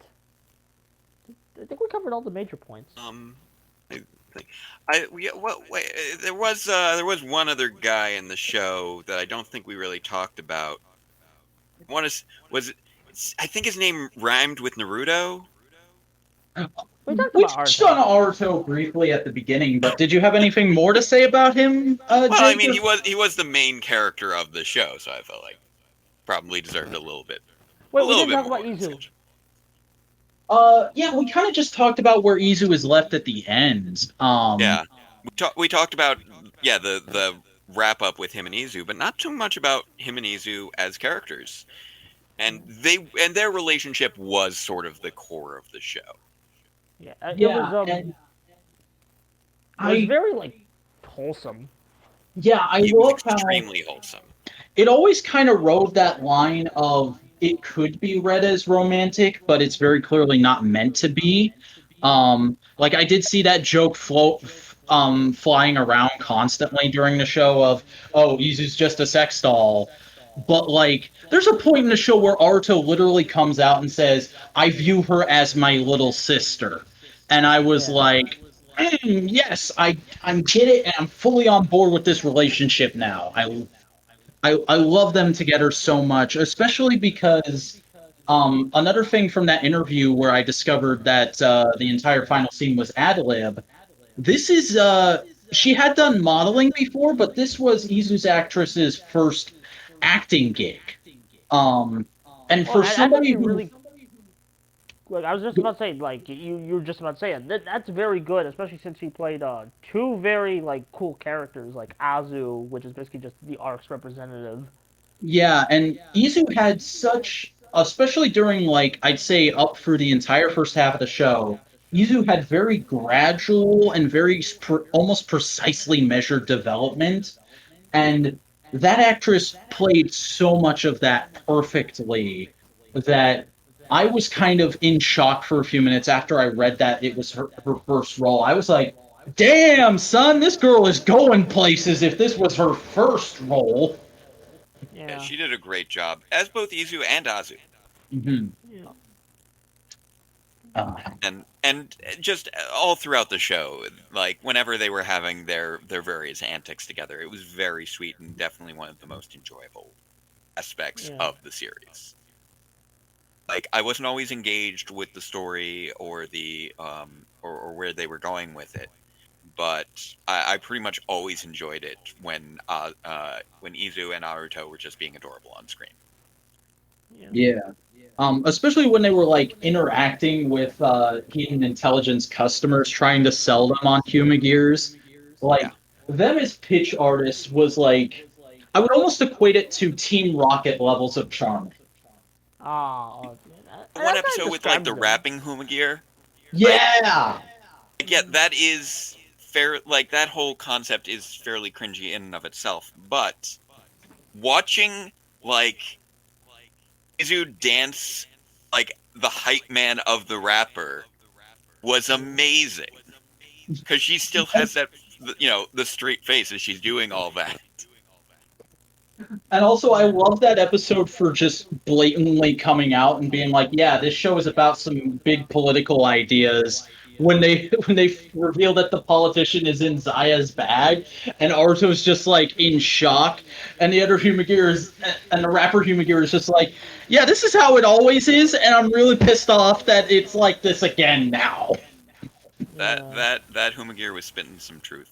Uh, Uh, Yeah. to be fair, verily so.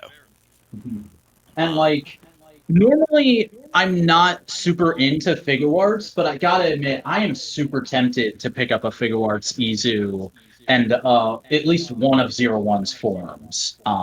Just because having them two together on a shelf would be a pretty ace display. Oh, yeah. Also, one thing that I felt was kind of a weird thing with this is actually just a little nitpick. I was Izu's super speed not consistent? Because I felt like Good she point. could get a new progress to key to Aruto like that, but when it came to oh no, bad guy is attacking Izu, all of a sudden her feet were made of lead. I feel like it was that traditional drama idea of the person is in shock that they're about to die, so they can't think about fight or flight. I know, but also Like, like, but still, if you have the super speed, do the flight. You're not gonna yeah, fight. Do the flight. yeah, but like, I've also had this argument with my sister for my entire life in relation to the original Spider-Man with Tobey Maguire in the parade scene where the float is about to fall on the kid and then Spider-Man saves him. My sister's always watches that scene and goes, "Why doesn't the kid just run out of the way of the float?" And I'm like, "'Cause Spider-Man had to save him in this scene." Basically. Yeah. But it was I mean, she it's kinda lost her super difficult when speed after it's the different first when the arc. character is portrayed as being largely unflappable and having super speed. That's fair. I feel like in those situations the characters would be like, "Oh, I should run now. I'm going to run now," and then runs at the speed they are capable of running, as opposed to a light jog. Mm. But that's a small nitpick. That was just frustrating for some scenes. By the time that we got to the destruction of Izu, I kind of just sort of rolled with that was how things were being handled. Greg is presented by Zaya. Okay, so the recording just cut out for a second time, and again, I think we've touched on pretty much everything, so let's real quick do a round robin sort of final thoughts, and then I think we'll end it off here. All right. Shall I go? Okay. Yeah, Thing. All right. So I like 01 a lot. It's probably like I'd say either top 15 at most for me, or top 10. I don't know. Like just it's high. It's high enough, but like I don't think it's gonna be like my all-time favorite. There's I mean, there's things. I've seen about maybe a dozen Kamen Riders, so it's definitely in my top 15. Yeah.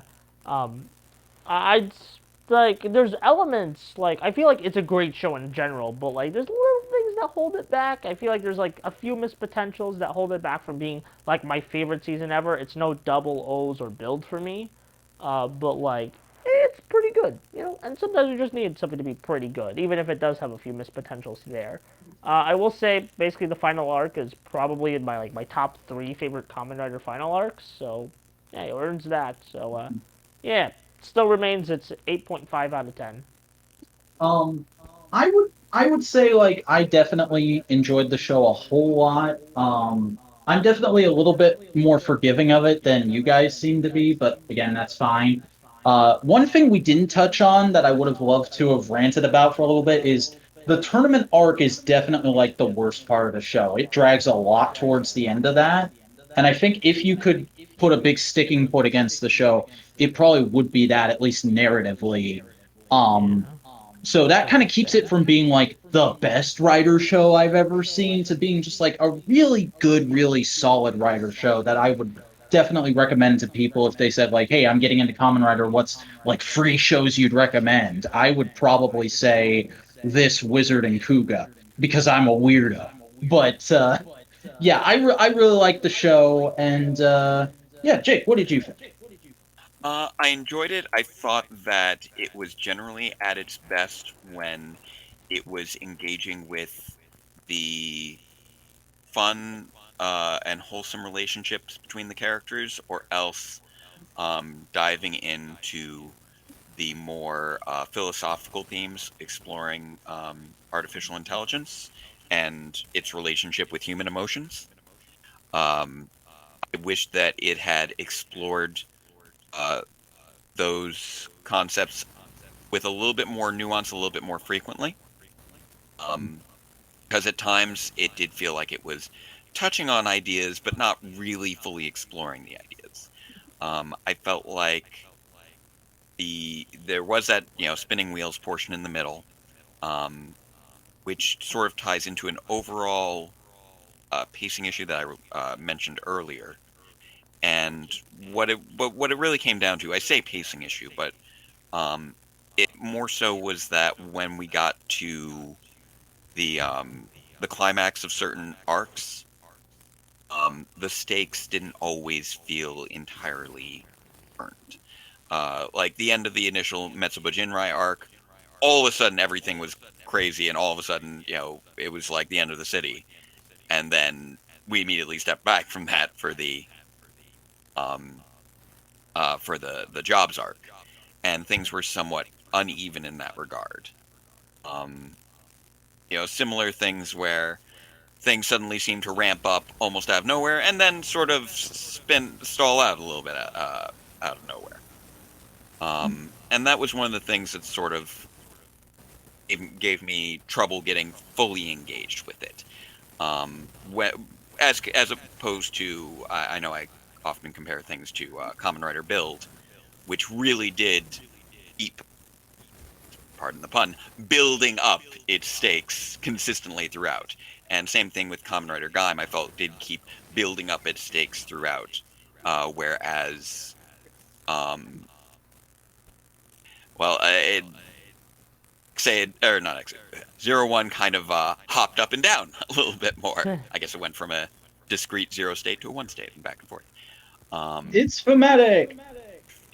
But also, I felt that Aruto, while an enjoyable character, if I were to go all the way back to the beginning, one thing that I felt was a little bit of a problem at the very beginning was just that the thematics of the series were not well established, I think, at the outset. And that was indicative of how some things were a bit confused throughout. As when you have a character whose defining trait throughout the series is that he believes in Humagears living alongside humans no matter what, and his first episode is about how sad he is that he's getting replaced by a Humagear at his job, and that's never really reconciled. Yeah, I completely forgot about that. That's one of those things that's sort of indicative of how they had a lot of good concepts, but they were dodgy on execution, and so we didn't get to see them, I think, embraced to their fullest. And the moments that we did, I thought were quite nice and quite brilliant. I thought we had some standout episodes like the introduction of 02, or when we really got into the conflict with Aruto and Hirobi at the very end. Although rushed, I thought emotionally there were some very strong things there that I wish I had seen throughout. It was definitely a series that had a lot of interesting ideas, but lived in the shadow of the circumstances in which it was produced. Circumstances of being the first of its era, of following a divisive anniversary season, and of being produced during a global pandemic. Mm-hmm. So I think that kind of wraps up my thoughts on it. Okay. Well then, that's gonna do it for this spoiler cast here. So before we go, let's everybody go ahead and plug our stuff for anybody listening to this that doesn't already know some of us. Victory Buster, tell everybody what you do online and where they can find it if you want them to. Alright, hey, I do YouTube videos on the channel called Victory Buster. Haha, I named the channel after myself. And I mostly do reviews/essays. I'm currently working on 2. Like, my next video, I'm not sure if this is going to be out by the time my next video is out, but my next video is going to be on Tony Hawk Pro Skater. So, hey, if you like skating, check it out. Also, I do sometimes review Power Rangers and Toku, so hey, if you like those, check it out. I don't know. I do skits sometimes. I just do whatever. All right. Database, tell everybody what you do and where they can find it if you want them to. I also sometimes review the Power Rangers and Tokusatsu. If you search for Database Ranger on the internet, you will find me on Twitter, Facebook, and of course on YouTube, where I do Database Rangers Power Reviews, which is my series that I have been working on for the last 8 years, almost 8 years. We have our big 90th episode coming out later this September. It is a scripted review series in which I engage in a great number of adventures with my fellow characters, exploring the unseen corners of the Power Rangers universe. And every week, my wife MJ and I do live reactions to Power Rangers and various other tokusatsu. So if you want to join us on Saturday nights at 7 p.m. Eastern Time, we do our live streams of currently the internationally aired Beast Morphers episode, so feel free to join our chat for that. And I've also been taking part in the Viewing Globe event, which is happening at the time of this recording. So if you want to see my trivia bumpers, feel free to join in on that. I know it's been a nice spotlight event for a lot of other content creators in the Power Rangers fandom. So if you would like to find other people who also do Power Rangers stuff, you can feel free to check out the Viewing Globe. All right. I'll give Well, them that little shout out there. all right. Well, I am your modular king of the content ring, the Vacuuminator. I do all kinds of stuff over on my YouTube channel, mainly toy reviews, vlogs, and the occasional analysis. You can find me at youtube.com/the Vacuuminator. That is spelled VACUUMINATOR. I am also on the social media, Instagram and Twitter at the Vacuuminator. And hey, before you go check that out or anything those guys just plug, do me a real quick favor. Why don't you go ahead and subscribe to Modular Media if you enjoyed this podcast, and ring that bell to enable notifications, because later this week, ladies and gentlemen, we have an absolutely monumental announcement about the future of Modular Media coming up that you will not want to miss. Seriously, something I cannot overstate how excited I am for it. It's something I've been kind of building towards being able to do for the entirety of my YouTube career. So I really want you guys to see that if you're at all interested in me or these guys by having listened to it, because I think it would be good for everyone by proxy when it's all said and done. But that's all I can say about it for now, because it's very heavily under wraps until we put that announcement out. And Hey, now I'm excited. Yeah. So that's going to pretty much do it for this. This was pretty much a one-off, but it's kind of the same style we do for our main podcast, Analytical Fanboys, that comes out every Friday. If you want to go ahead and listen to some of those, we do all kinds of randomly selected topics by myself, Boingo Rider, and Snowcone83, the free hosts of the podcast. We also have a wrestling podcast, the Modular Media Wrestling Podcast, or MMWP, that's currently on hiatus, but it's coming back. We got plans for a return. Don't worry. And, there's all kinds of other stuff that we've got in the works that you won't want to miss. So be sure to stick around, and who knows? I may loop around with these guys when Saber is over and do a spoilercast about that if I can wrangle them up. But that's it for this podcast. So thank you all for joining us. Thank you to my guest host for joining us, and we will see you all next time.